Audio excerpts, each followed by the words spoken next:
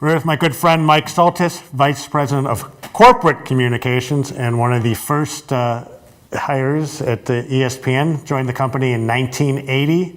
I talked to your buddy Chris LaPlaca about it. What do you remember from those first days? First days, I started as an intern just before the first anniversary, pulled into a lot where they were pushing dirt around with one little building. We were in a trailer, and the first day, Chris and others were on the phone telling writers that the next day we were going to go 24 hours a day because we weren't 24 hours a day before that.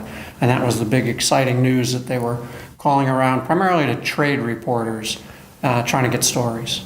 And trade reporters, right? I mean, Right. and that's what you guys, I mean, basically, in the early days of ESPN, just trying to get the word out of, Right. that you were there was a big challenge for you Right. guys. A lot of what I did early on was selling the idea that ESPN would survive, selling the idea that there was an interest for sports on times other than weekends, because up till that point, with the exception of Monday Night Football, you really just saw sports on the weekends, and that was a hard thing to do, but it was a lot of selling skeptical press. And the company's financial position was not particularly strong at the time. Our programming lineup with things like Australian rules football wasn't particularly strong, but people got the idea that sports all the time was a cool thing. And so then you go from there, all of a sudden, you go and the company grows and you guys grow with it. How did the department grow? What did, and how did it change as far as the message that you guys were trying to put out there? Well, early on, we were very much the underdog and trying to sell ourselves and outwork everybody and do new things and what have you. And people cheer for the underdog. But over time, ESPN got very big and very successful, and the media became more cynical. And a lot of the things that came about were issues and gotchas and negative kind of pieces. So that's been a pretty dramatic change over the 35 years. And so how did you guys deal with that? It was a lot of just trying to find out the right information, trying to be very aggressive with calling reporters that would get information wrong, which of course you never got anything wrong, but there's a few out there that have, and trying to set the record straight, or trying to get out our story and tell from the ESPN side what our perspective was. Well, and obviously that's part of what you, but how does the PR department view its mission as far as its place in this company, and what can you do to kind of aid the four letters? Well, we can be an advisor to executive management on how things are going to play out, what kind of story that we really need to get out there, and then we're trying to be the storytellers for the company, and both creating content that we put on our websites to tell that story, but also to be pitching media around the country to try to have them tell the ESPN story. And so let's look at the creation of ESPN2, which was a big deal back in 93? Yep, 93. 93. Okay, so what would been where would you guys have been involved in that when did you guys get involved in that process, and how did that roll out? How were you guys involved in that? That was a huge deal. Yes, it had been talked about internally for a while. There were a lot of planning meetings before anything was made official in terms of how do we do it, how do we differentiate it. There was tremendous skepticism that there was going to be a need for more than one 24-hour sports network. And so we were very much involved in the planning sessions and discussions.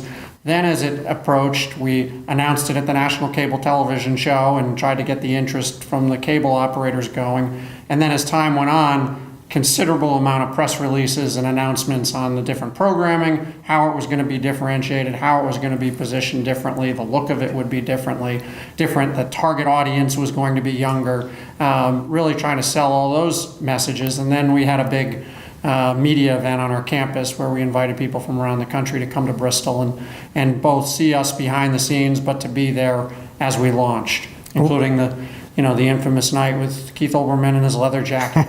And we had quite a party that went on outside. Yes, I've heard about that. I've heard about that party. It was quite a party.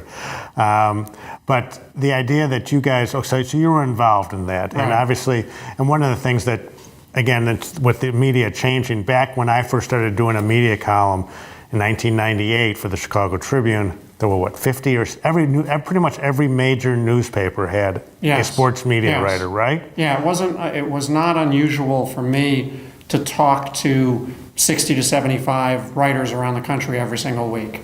And almost all papers of any size had a TV sports writer that many of them would write one column a week, typically on Fridays, but pretty much every paper had someone. Some papers, the Atlanta paper, the Boston Herald, some others had 7 days a week that they would be covering the media. Because as we'd go around the country and visit with people, they said all these surveys showed to editors that people wanted to know more about the television and wanted to know more about the people that were delivering that to them. And that was where the editors were responding to the data they saw, responding to USA Today, which had become a national competitor for them, and television coverage was really a focal point of sports sections, a lot more than in most places today. And so now we go into the 2000, newspapers contract considerably. Right. So a lot of those media, sports media people, I still contribute. I'm not writing nearly as regularly, Right. but most of the guys are pretty much Right. have gone. But now so that obviously was a change for you guys. Right.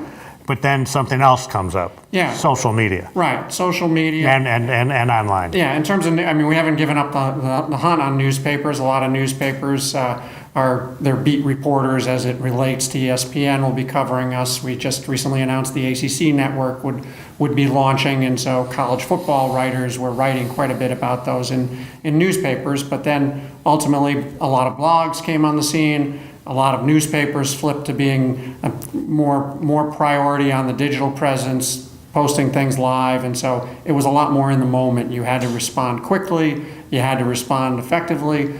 There was a lot less reporting and a lot more of reacting to other people's reporting. So the initial story and getting that right became that much more important. So how do you deal, this constant 24/7 news flow and people, and also, I mean, one of the great things, one of the positives about ESPN is that people care about it. Right. But also sometimes one of the negatives is that people want to Yes. knock you down, and Yeah. you're dealing with a lot of not so nice stuff sometimes on Right. social media. How do you guys handle that from a PR standpoint? Right. I look at it as mostly good because it's better that they're talking about you than they're not talking about you, and they're certainly talking about ESPN more than any of our competitors, and so that's a good place for us to be. You got to have a little bit of a thick skin, and we say this to on-air people, we say it to executives, and for the most part, people here just see some of the criticism, and you don't want to be dismissive of it because perhaps you can learn and get better, but a lot of it you just have to be prepared to, when you're the big target, that you're going to be getting a lot of negative things. But again, trying to get out our positive stories. There's plenty of positive stories of things that are going on at ESPN, and we're charged with getting that out there. So when you started there, how many people in PR? When I joined as an intern, I think there was 5 people. And now, how big is your staff now? There's more than 50. More than 50. Yes. So when you think about that, that's a staggering Yes. amount of people. Yeah. And ESPN at the time had, when I started, a couple hundred employees, and today there's 8,000 worldwide. So the scale of what we're doing, back then it was a singular ESPN, and now global networks and the magazine and X Games and the radio and online and apps, et cetera, and all the television networks, all lead to a fair amount of work to manage. So it keeps us busy. It keeps you busy. I would think it did. I mean, did you ever imagine in your wildest dreams it would ever be like this? No, really couldn't. I myself and pretty much everybody that joined us early on, where a lot of family and friends and things were skeptical that ESPN would survive at that point. That was a question back in the early 80s. All of us that signed up for it knew how much we liked sports and knew that the product was going to get better and better, and were optimistic that we'd be around for the long haul, but certainly could never have envisioned all the different places that we could deliver it and the number of networks that we'd be able to program. Favorite stories? Do you have a favorite kind of things that you mentioned? We talked about ESPN2, which was a very interesting rollout. Our 25th anniversary was very special. It really was a point that ESPN had arrived, got a tremendous amount of positive attention. There was still a substantial amount of TV sports writers that were there to cover it. And the thing they were writing about was the real impact that ESPN in 25 years had made on the sports world, on the television world, on American society across the board, and that I worked on that for over a year, and the company had ESPN logos, ESPN 25 logos on Bud Light cans and Gatorade bottles and what have you, and it was an amazing project to work on, and delivered tremendous publicity results for us. Advice, we got some students in this class who are thinking about public relations or are going to be dealing with public relations people in their business. What kind of advice would you give them? Two things that I generally say. One is you really have to work on your writing. There are still a lot of people that apply for PR jobs and their writing is pretty shaky, and ultimately most PR jobs they're going to need to be able to express themselves in a written way. Second is that the competition is so fierce to get the jobs that you want to get that you better, when you're in college, get a bunch of internships. Not one, but several. The more experience that you can get, you've got to do that to be able to separate yourself from the field. Is it still a good field? Yeah, it's still. It's changed, yes, though. It's changed, but it definitely is still a very good field. Okay. Thank you, Mike. Great All right, stuff. thank you.